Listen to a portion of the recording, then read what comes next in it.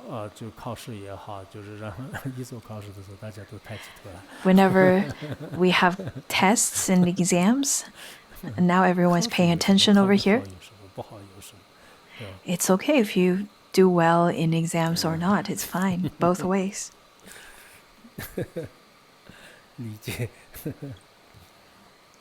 But I do understand you.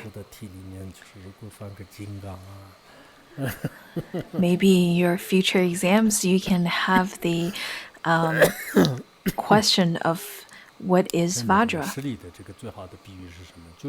So over here, the best example that refer to the best example of the 10 powers is the example of Vajra. The best example of the 4 fearlessness is to refer to a lion, and then the best example of the unmixed is like the 18 unmixed qualities is the space. So you shouldn't mix them up. Now let's look at the example of a lion. Since he is not intimidated, is independent, stable, and possessed of the best possible skill, the Muni is like a lion. The lion of mankind does not have fear in any assembly whatsoever. So the Buddha is not intimidated by anyone or within any assembly. And such kind of fearlessness of the Buddha is not blind. It is not blind fearlessness or blind confidence. Rather, he is not intimidated by anyone.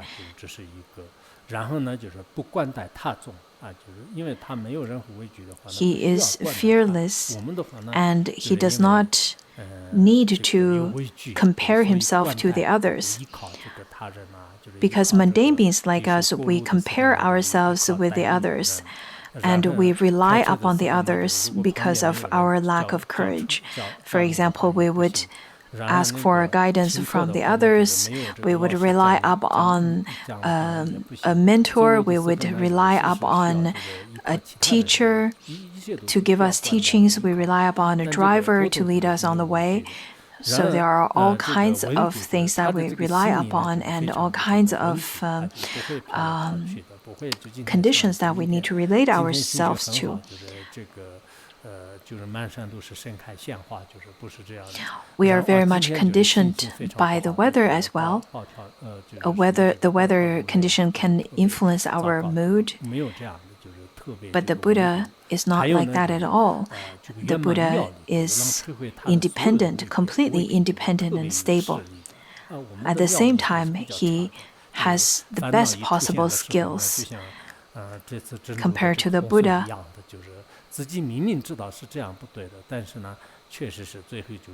the ordinary beings do not have any power to overcome anything. For example, look at the flood that is happening nowadays. Whenever we, for example, encounter such kind of natural disasters, there's really nothing that we can do. But the Buddha, because he possessed the best possible skills, will always be independent and stable, and have the capacity to work with whatever comes up. Therefore, he is fearless.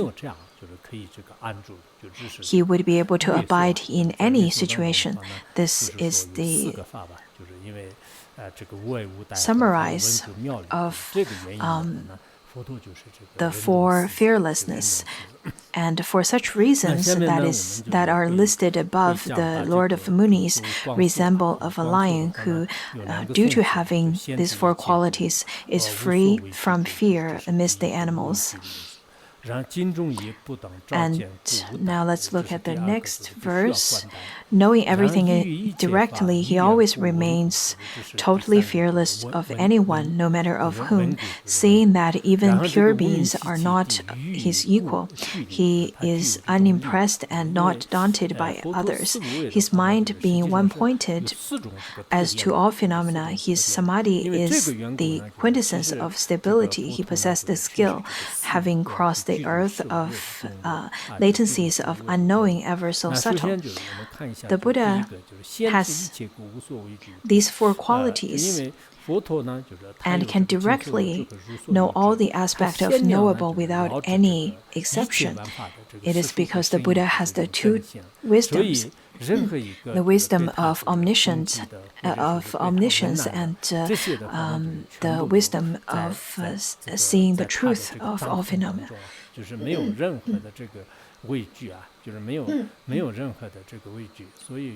So the Buddha remains totally fearless because he is able to answer all questions to whoever deems him knowable.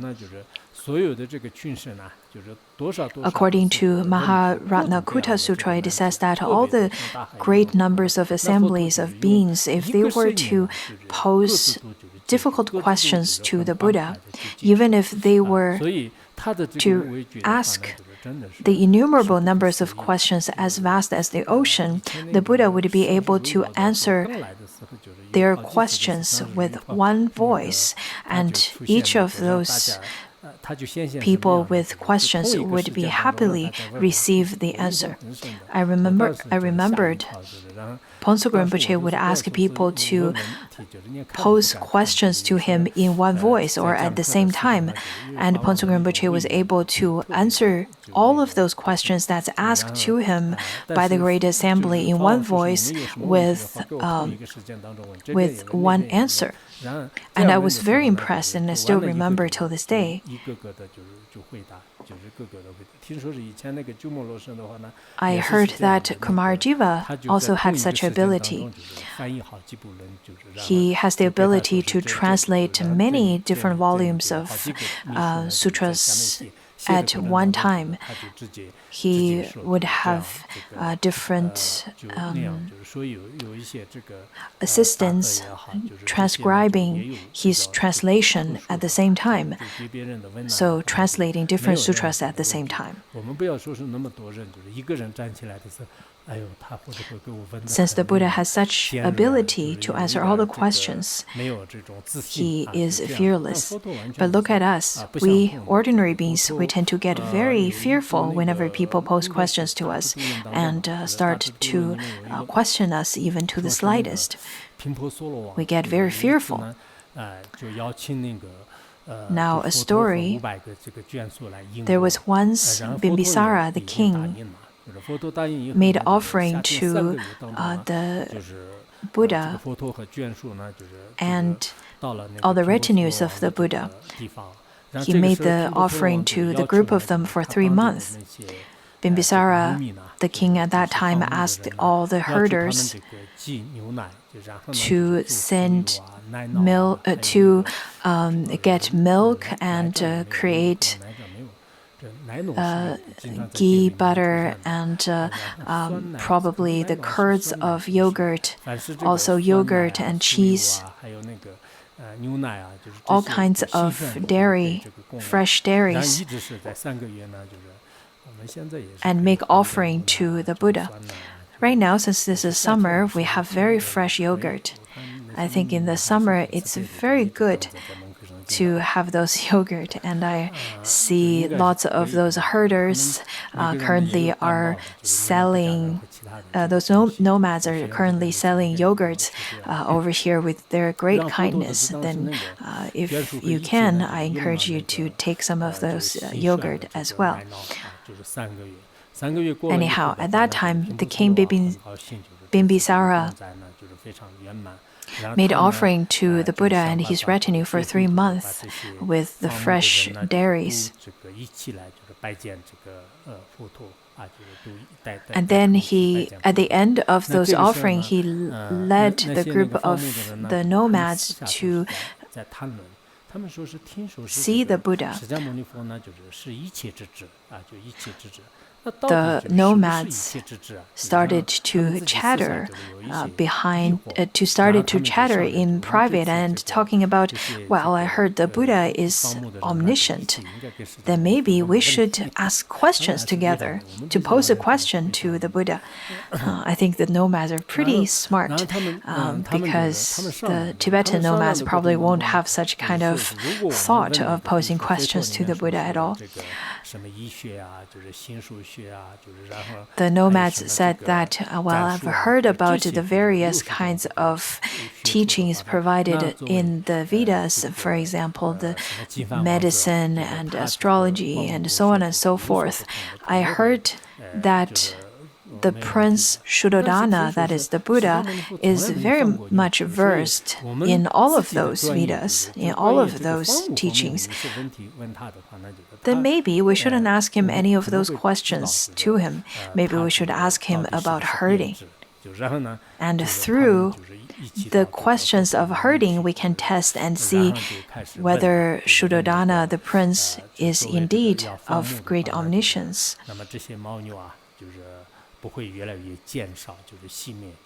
We can ask him question to him, such as, well, if we were to herd the yaks or herd those cows, how can we herd them and not lose them and even increase the numbers of those cows and oxes? So that's the question they posed to the world-honored one. The Buddha then answered them by saying that, well, first of all, you need to understand the form of the form and the colors of the oxes and cows. Also, you need to know the skills of how to brush the fur, and you need to understand how to take care of all of the animals through the times when they get sick, and you have to understand how to milk them, and so on and so forth. 11 types of ways of increasing the numbers of the herd. And after hearing this teaching, the nomads were all very much surprised. They said that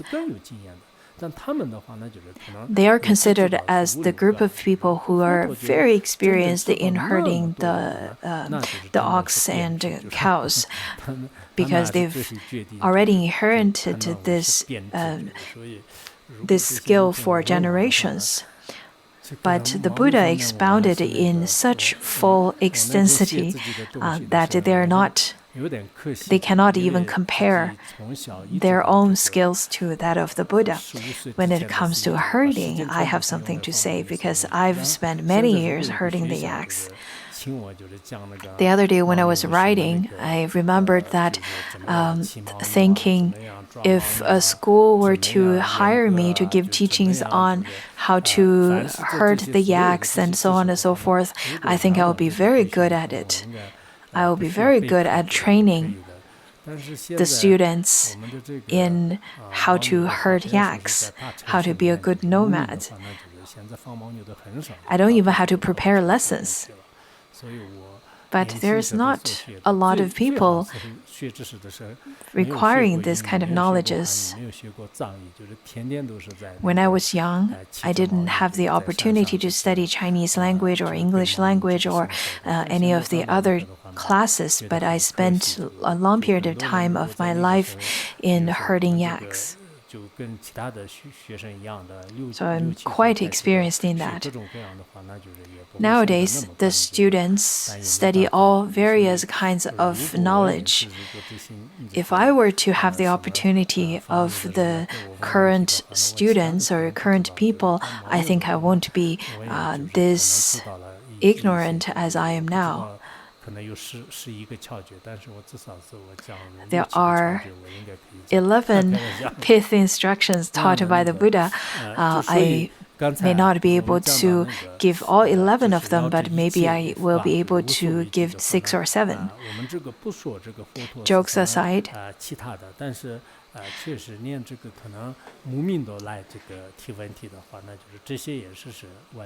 even when the herders pose questions to the Buddha, since he's omniscient, he can understand everything to its full extent, and he can expound those teachings to everyone at any time and answer any questions at any time. This is the first aspect.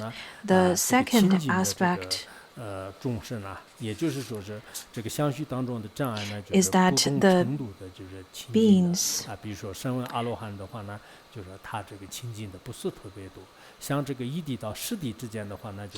for example, the various levels of beings,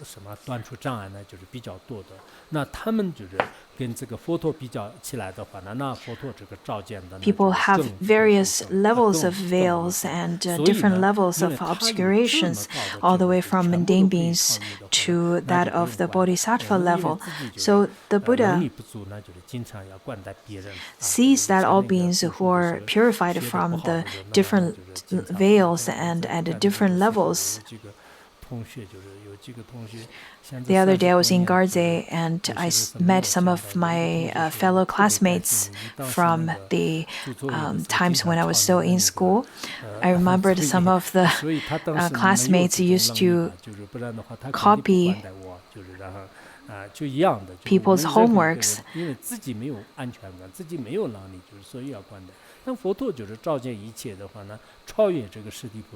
And then that really reminded me of how the mundane beings are not independent because they do not have such power of doing so, and they need to rely upon the others, for example, copying their homeworks and so on and so forth. But the Buddha doesn't need to do that at all because the Buddha is fully omniscient and knows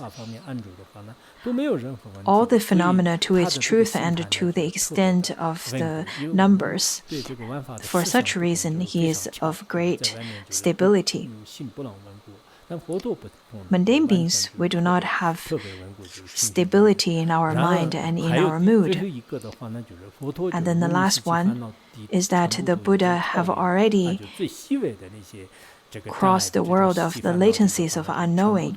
He has already eradicated all the veils and obscurations of all kinds of subtle and coarse unknowing. Therefore, he can be renowned as the king of lions, or king of animals, that is lions. This is the further detailed explanation of the Four Fearlessness. And now the last example of space that refers to the 18 unmixed features. Let's look at the meanings. Over here it says that the understanding of worldly beings, of listeners, of biased practitioners, of those who have insight, and of self-sprung Buddhas getting ever subtler and progressively refined. There are the 5 similes. So over here it talks about the 5 categories. There are the ordinary beings, and then the Shravakas, who have already understood the selflessness, the emptiness of self, and then the self-sprung Buddha, that is the Pratika Buddhas, who understood the emptiness of self and half of the emptiness of phenomena. And then the Bodhisattvas, and then the perfect Buddha. So there are the 5 categories over here. Out of all the 5 of them, they're getting more and more subtle.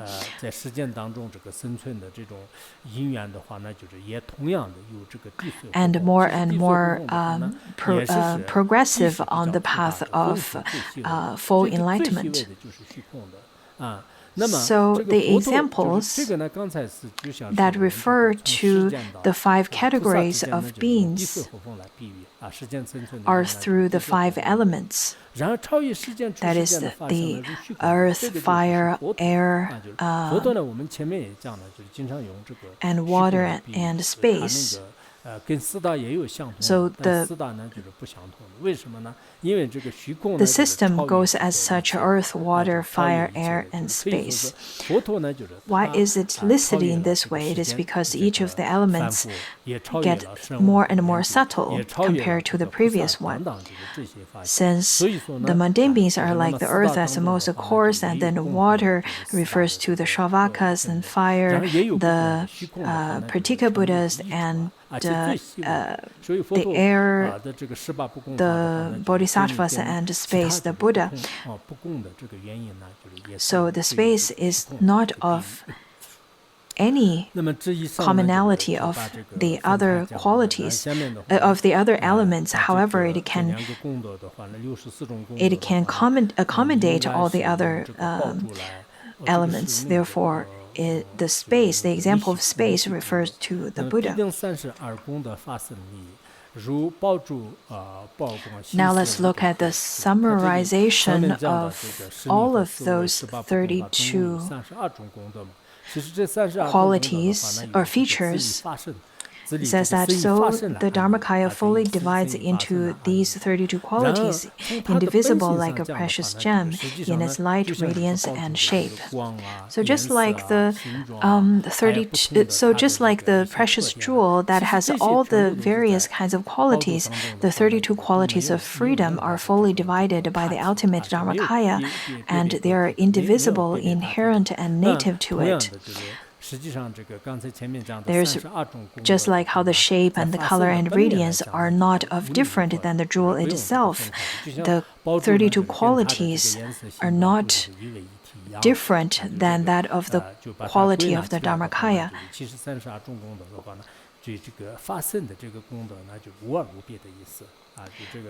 And it shows that the qualities, the 32 qualities, let it be the 10 powers for fearlessness and 18 unmixed, they are all part of the Dharmakaya.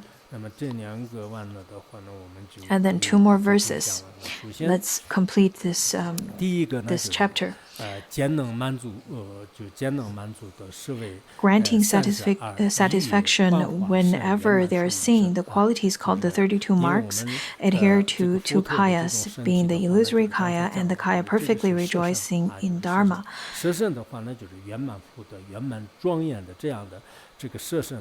This is the explanation of the fruit of maturation, and over here it talks about the 2 kayas. Here it refers to the kaya of illusory kaya.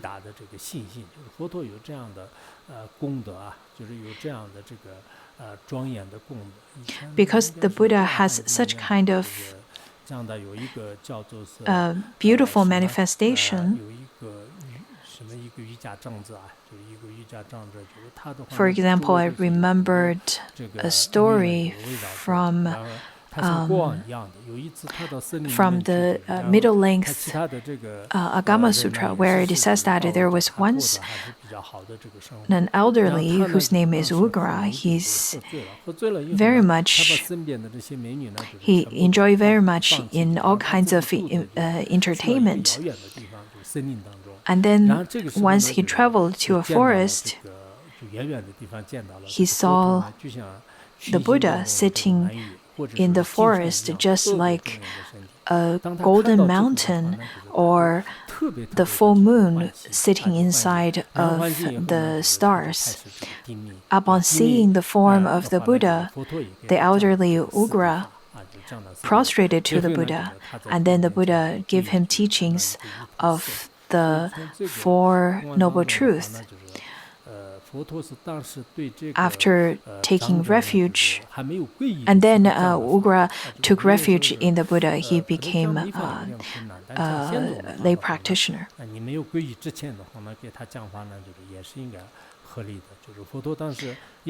As we can see from this story, even before people take refuge, you can still give them Dharma teachings.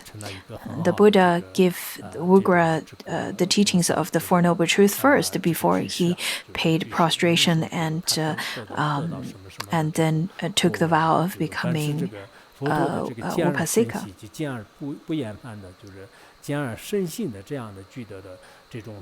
Upasaka, rather. The 32 marks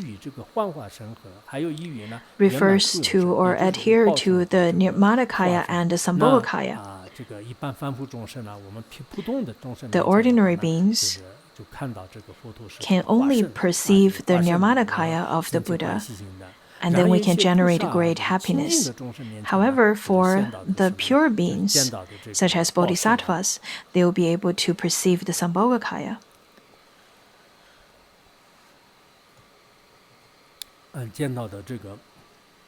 报身就是不管是这个菩萨见到这个清净的这个殊用圆满身也好，凡夫人呢就是见到这个佛陀的这种化身，就是甚至我们就是 So let it be Nirmanakaya or Sambhogakaya, 这种庄严的画像。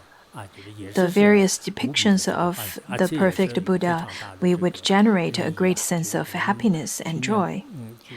Also, such kind of seeing can bring us great benefits as well. If you remember from the adornment of Mahayana Sutra Shastra, where it says that when the sentient beings perceive you, they would be able to know that you are of the greatest of all.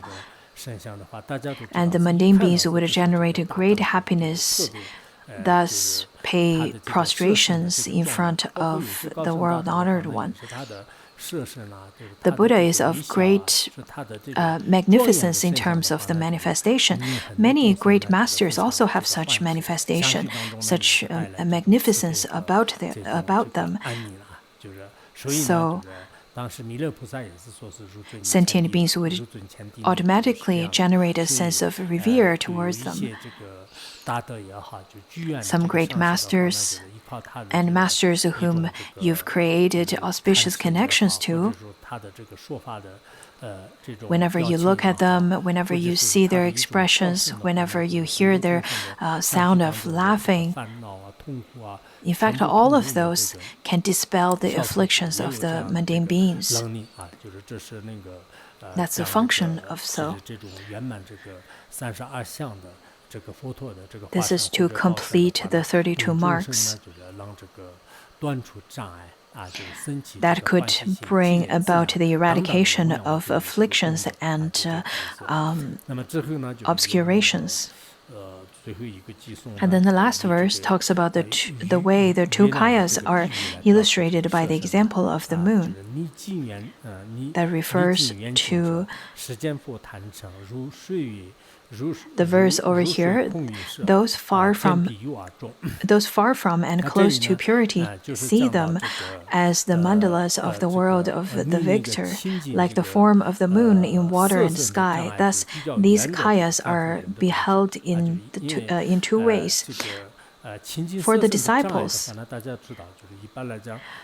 who are far away from being utterly pure from the veils,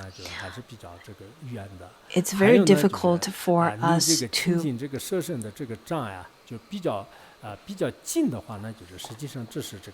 perceive the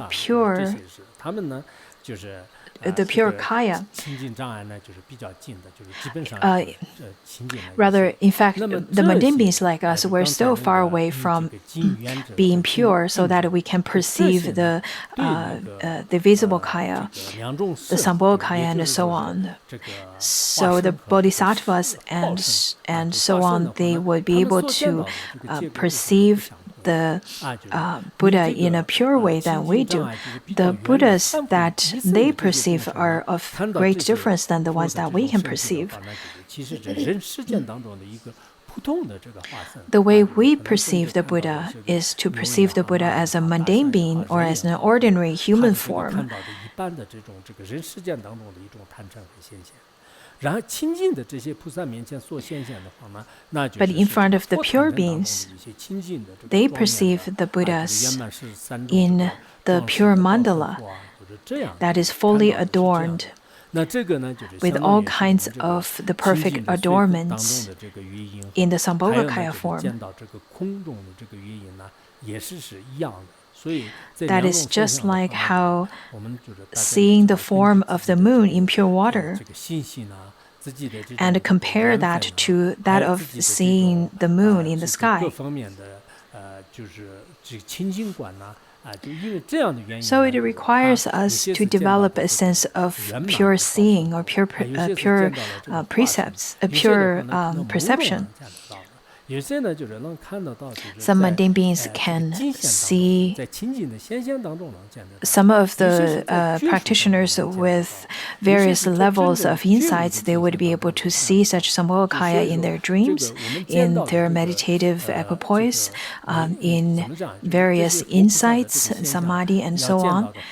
There are various ways of seeing the Sambhogakaya, and everyone has very different connection to such pure form of the Sambhogakaya. If you can develop such, if you can develop and accumulate merits, then of course your connection to be able to see the pure form of the Buddha would be different as well. According to Avatamsaka Sutra, it says that just like all the dharmas are derived from various conditions, it is exactly the same as perceiving the Buddha. If you were to accumulate great merits, then you would be able to perceive the virtuous form of the Buddha. Just like if you were to practice lots of virtue, then you'll be able to dream about the Buddhas and Bodhisattvas, even of the gurus. But if you don't do those, for example, I know there are people who never really dreamt of anything virtuous. If you have faith and if you have the auspicious connections, you would be able to see even the pictures and the statues that you have in your shrine hall as the pure manifestation of Buddhas and Bodhisattvas. But if you don't have that, then you won't be able to make that kind of connection to those depictions of the Buddhas and Bodhisattvas. Ponsokul Rinpoche once in the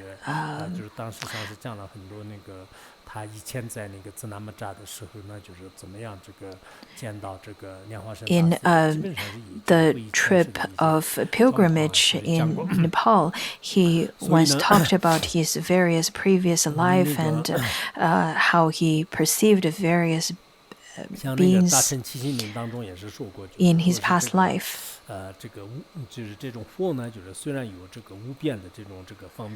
The Buddha, though, has various and innumerable numbers of skillful means, but out of our afflictions and obscurations, just like how a mirror is been defiled and obscured by dirt, then we won't be able to perceive any images directly from it.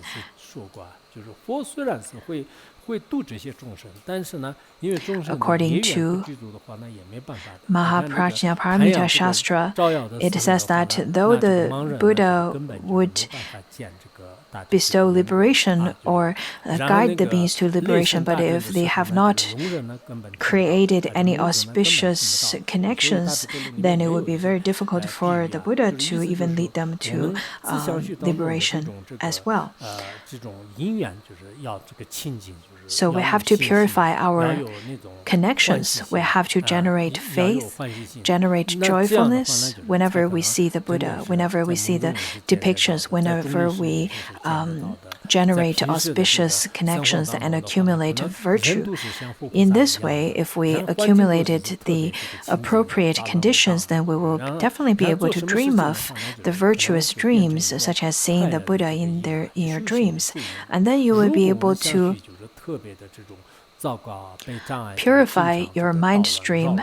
Whatever appears would be auspicious, and if your mind stream is disturbed and defiled, then whatever you see, even the manifestation of the Buddha, even if you have the chance to go to Pure Land, you won't be able to see them as pure either. Just like Ponsokul Rinpoche once taught that the ordinary beings with vicious minds, if they were to have an opportunity to travel to Pure Land of Pamasambhava, for example, all they can perceive is the various yakshas and various horrifying scenes. So you have to purify your own mind stream first and accumulate a virtue first. purify your perception first. Now we've completed the teaching on the third chapter of Uttaratantra Shastra. Next week we'll continue with the fourth chapter. Sunam dai tamche zubanya tona nibe jana panshe jirga nanchi ralong chubai chubum sonen jova